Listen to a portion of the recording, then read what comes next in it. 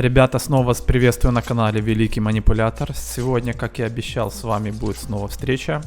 Я говорил, что мы поговорим с вами об IOTA. Что именно я хотел вам о ней рассказать. Итак, давайте посмотрим. Стейкинг токенов ASMB от компании IOTA снова продолжается. Третий раунд. Снова будет стейкинг проходить в течение 90 дней. И мы сможем стейкать токены ASMB, залочив свои IOTA.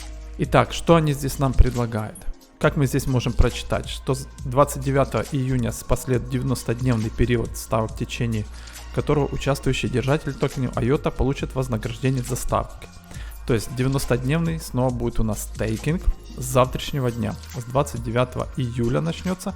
Давайте посмотрим, что нам для этого необходимо. Итак, что нам нужно здесь делать? Чтобы начать делать ставки, убедитесь, что вы загрузили, установили версию 1.6.4 кошелька Firefly на веб-сайте. Так, войти в свой профиль, как обычно, пин-код и перейдите на вкладку ставок. Итак, ребята, кто впервые хочет стейкать токены IOTA, в интернете можете прописать Firefly и загрузить свой кошелек. Он загружается только сейчас на компьютере либо ноутбуке, на мобильное приложение пока нету. То есть есть для операционной системы Windows, macOS, а также Linux. Можете загрузить на любую операционную систему свой кошелек Firefly. У меня он есть, как все знаете. Итак, давайте перейдем в свой кошелек, выполним все их требования и застейкаем свои IOTA. Итак, вот наш кошелек. Входим в него. Я, естественно, подключаю через свой Ledger. Вы можете без Ledger это все работать. Кто как загрузил свои токены IOTA на кошелек Firefly. Я все делаю через Ledger. Сейчас я его подключу. Так, я подключил свой Ledger, сейчас посмотрим. Так, вот что они просят. Нужно обновить нашу версию. Итак, обновляем. Обновить Firefly. Идет загрузка обновлений. Подождем несколько минут. Так, есть. Обновление у нас есть. Сейчас посмотрим, или подключен. Аппаратное устройство подключено. Хорошо. Итак, что они здесь нам предлагают? Так, стадия ставки третья с 26 июля, то есть 26 на протяжении 3 дней поставить свои токены IOTA для того, чтобы получать токены ASMB. Хорошо, я понимаю. Итак, у меня там есть IOTA, ставим свою ставку. Так, полностью всю IOTA мы туда переводим. Подтверждаем через Ledger, подтвердили. Вот и все. Все мы сделали, наши средства все перевелись как раз для стейкинга токенов ASMB, ребята. Уже 2 этапа мы прошли по 90 дней, сейчас будет 3-й этап. Снова мы будем стейкать токены ASMB. Shimmer будет намного позже стейкаться. Также, ребята, хотел вам сказать, если вы не успели сегодня, либо завтра, либо послезавтра поставить свои токены IOTA, чтобы стейкать токены ASMB, вы можете сделать это в любое время на протяжении этих 90 дней. Но есть здесь одна важная вещь, что минимальный токен, который вам должен насыпаться, это хотя бы 1 ASMB, чтобы вы смогли его вывести. Если меньше, вы не сможете в дальнейшем его вывести и продать. Так что всех желающих я прошу также присоединиться и стейкать эти токены. Давайте сейчас посмотрим на график IOTA. Как мы видим, ребята, IOTA сейчас в районе 30 центов, так и торгуется в таком небольшом диапазончике. Цена ходит в районе 30 центов, а также в районе 25 центов. Идет такое хорошее накопление в этом диапазоне.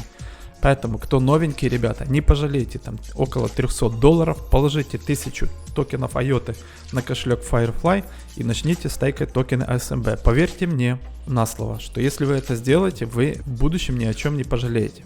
IOTA задумала очень громаднейший проект, и причем не один, а несколько громаднейших проектов. Они их добьются, они их сделают и на них обратят очень сильное внимание. Я до сих пор считаю, что IOTA это темная лошадка в будущем бычьем забеге. Она даст нам огромные иксы, я в этом больше чем уверен. Потому что IOTA это немецкая компания, это немецкие продукты. Как вы знаете, немцы, они очень скрупулезны, но если они за что-то берутся, они это делают очень качественно и очень дорого. Те же Mercedes, BMW и тому подобное. Так что, ребята, еще раз вам повторяю, не пожалейте этих $300, возьмите 1000 токенов и застейкайте их. Это все, что я хотел вам сказать по поводу IOTA, что стейкинг начинается с завтрашнего дня, с 29 июля. А теперь по главной новости. Давайте посмотрим на биткоин и что вчера произошло. Кот собака не дает записать видео, все бегает и бегает. Итак, ребята, что вчера же произошло? ФРС, как всегда, подняла ставку на 0,75 базисных пунктов. Это довольно неплохой результат. Но что сделали большие игроки? 2 дня они показывали, что мы будем уходить ниже, переписывать вот этот лой и падать где-то в район 16, 15, 13 тысяч. И как обычно, все начали очень шортить рынок и в итоге получили вот такую свечу, ребята. Вот такую свечу. Итак, что же вы нашортили, ребята? Итак, посмотрим. Это за 27, за вчерашний день. Здесь 31 миллион, здесь 213 миллионов и 56 миллионов. Итого в сумме это 300 миллионов, ребята. 300 миллионов шортов просто выбрали к чертям собачьим, как говорит Кирилл Эванс. Поэтому, ребята, вам всем привет. Спасибо, что вы есть шортисты, что дали нам такой большой, хороший рост. Я же в свою очередь получил по эфиру классику также такую хорошую свечу, очень зеленую. Ниже мы не пошли, к сожалению, и я не смог снова закупиться по дешевой цене. Покупал я эфир Classic 20 июня, это вот здесь, по 15.50. Вот такая цена у меня была, 15.50. Вот здесь я покупал эфир Classic. Да, небольшое количество, к сожалению, но все равно бонус хороший, приятный. Уже отсюда мы показали довольно хороший и прекрасный импульс. Если брать по сегодняшнюю цену, это мне дало уже 113%. А это неплохо, даже не имея значения, какую вы сумму положили. Уже можно вытянуть свою долю, которую я вложил. То есть 50% от этой стоимости. Остальные, получается, монеты, они будут мне бесплатные. И могу их запустить в космос.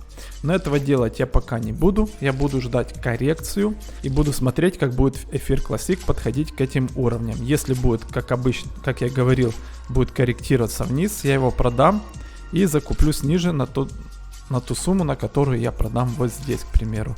И закуплюсь еще больше монет, чтобы дальше их туземунить вверх. Это мои планы на будущее, а там посмотрим, как оно все будет. Рынки отреагировали довольно неплохо, ребята. Пока ждем. Еще день, 2, 3 нужно подождать. Если все нормально будет, если мы не пойдем вниз, тогда, ребята, как я говорил, что вот эту цену, скорее всего, мы больше никогда не увидим. Все ребята вчера очень ждали снова поход биткоина в эту зону, в район 19 тысяч, чтобы здесь набрать свои позиции и понести их хотя бы в эту данную зону, где сейчас торгуется биткоин, ребята. Но как всегда, рынок что сделал? Естественно, всех обманул. Они свой шанс, ребята, утратили. Я все-таки вижу, ребята, что мы находимся на данный момент пока вот в таком восходящем канале, который я нарисовал уже очень давно. Я на него ориентируемся.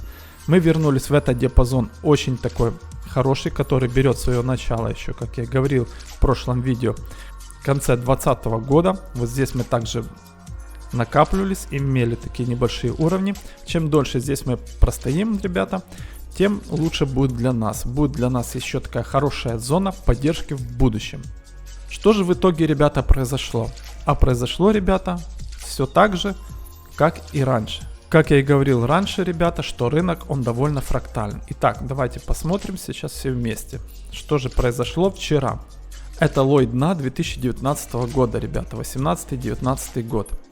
Самое дно медвежьего рынка. Что произошло? Был вот такой поход резкий также вниз, потом резкий выход.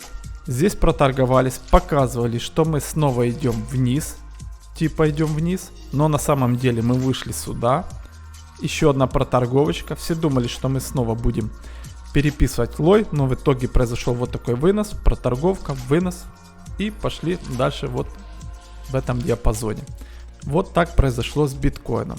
А как по книжке должно было быть, ребята? По книжке вот так должно было быть, что мы должны были прийти вот сюда, ретестнуть этот уровень и только тогда пойти вверх, уже понести биткоин вверх. Но этого не произошло, ребята.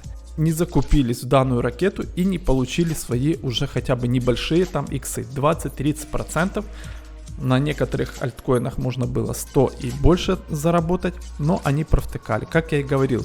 Поэтому все ждали биткоин вниз, а он какого-то черта, как говорится, поперся вверх. И зачем он пошел вверх? Давайте посмотрим еще одну интересную вещь, которую я для вас приготовил также, ребята. Вот такой небольшой фрактальчик. Знаете, откуда я его вырезал? Совершенно верно, это предыдущее дно 2018-2019 год биткоина. Я вырезал этот фрактальчик и приставил его также вот сюда, на новый график. Что мы видим? Все практически идентично. Да, с небольшими отклонениями, но если посмотреть глобально, все так же. Даже немножко вот сюда мы его сместим, чтобы вот это было дно. Шло вот такое накопление, резкий сквиз вниз, самый лой, проторговка, показывали, что мы снова будем типа переписывать лой, на самом деле вышли вверх, потом сделали свечу, накопление, еще одну свечу и пошли. Я предполагаю, что может быть даже такое и здесь на биткоине, ребята. Все может быть очень легко на этом биткоине. Мы можем, ребята, выйти вот этот диапазончик, вот такой, к примеру, и можем здесь торговаться. То есть можно вот это опустить немножко ниже, к примеру. То все может быть вот так произойти. Поэтому рынок снова всех обманул. Я так понимаю, хорошие дядьки также всех обманули. Почему? Потому что все ждали, как я говорю, переписывания вот этого хотя бы лоя, либо спуска цены сюда, но им не дали закупиться. И есть возможность, что мы пойдем вверх. Да, я не исключаю, что все может произойти. И мы можем пойти и сюда, и еще ниже, к примеру. Но как мы видим, что вероятность становится с каждым разом все меньше и меньше и меньше. Так что вот такая картина. Никто никому ничего не должен. Никто не должен переписывать, либо тестировать вот эти все уровни. Как мы видим по предыдущем медвежьем рынке, ребята, этого не произошло. Книжка пишет, что мы должны тестировать здесь это все.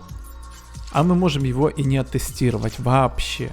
Представляете, если мы не оттестируем этот уровень, что произойдет на рынке? Что произойдет с этими блогерами, которые хотели закупиться здесь? Им рынок давал 3 возможности здесь закупиться. 3, ребята. 3 возможности. Еще дать 4-ю и 5-ю? Это может быть. Все может быть в этой жизни, ребята. Но может произойти то, чего они не ожидают. То, что мы улетим вверх без них и навсегда. И не вернемся к этим ценам никогда больше. Вот что может произойти. Рынок никому ничего не должен. Рынок не обязательно должен приходить к каким-то уровням и их тестировать. Он может уйти от них, улететь, как я и показывал, вот на этом фрактале. Никакого теста не произошло, ни лоя, ни вот этого сопротивления. Просто вышли одной свечой, проторговались некоторое время и снова вышли в следующий диапазон и все. Да, мы вернулись в этот диапазон, мы его оттестировали. Но это, ребята, только произошло благодаря корону дампу. И все, если мы так посмотрим, да, мы вот сюда свечой вернулись. Но кто знает, будет ли он в будущем или нет. Насколько мы вернемся вниз. Мы даже не оттестировали практически вот эту зону. Тоже только благодаря именно вот корону дампа. Вот здесь. Все. И то, сколько мы здесь дней? Буквально несколько дней. 5-6 дней побыли и ушли. Кто захотел, тот и закупился. Но в основном, когда мы уже пошли сюда, все снова одели памперсы, обосрались и начали еще больше продавать свою крипту за очень дешевые цены, ребят.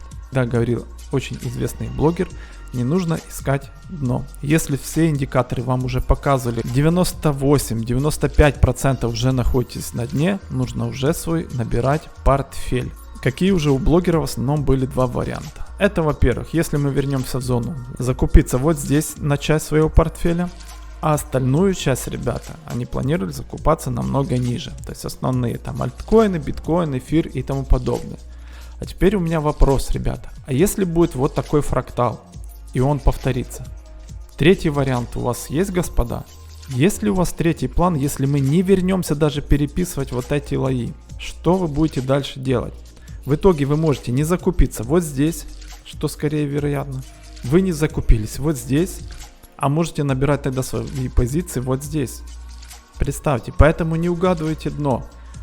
Вам все индикаторы показывают, что мы практически находились у дна. Вы сами эти индикаторы показывали, рекламировали, рассказывали своим подписчикам. У вас по 50, по 150, по 200 тысяч подписчиков. И вы рассказывали им, что индикаторы все показывают, что мы находимся, ребята, на дне. Почему же вы тогда не покупали хотя бы на 30-40% своего депозита, о которых я говорил своим подписчикам, ребята, что покупайте здесь на 30-40% от своего депозита, чтобы не остаться без ракеты. Кто послушал меня, тот и сделал все правильно, ребята. И сейчас имеет хороший, небольшой, но хороший профит. Это нормально, ребят. Я, ребята, свой портфель, сейчас я вам покажу, когда основной портфель я свой загружал, в какой именно день. Я загружал это все 20 июня, я основной свой портфель сформировал. Да, у меня есть еще часть депозита, это на всякий случай, если мы пойдем вниз где-то, я еще докуплюсь. Но основная часть, и сейчас я вам покажу, где я покупал. Так, это было 20 июня у нас. Вот, 20 июня. Вот здесь, ребят. Где биткоин тогда торговался в районе 20 тысяч долларов. Как всегда я говорил, я художник, я вижу так свою картину. Так же самое, как вижу вот эту сейчас. Я надеюсь, что для вас это видео было интересным, ребята. Также не забывайте, пожалуйста, подписываться на мой канал, ставьте лайки, ребята. И до новых встреч. Всем пока.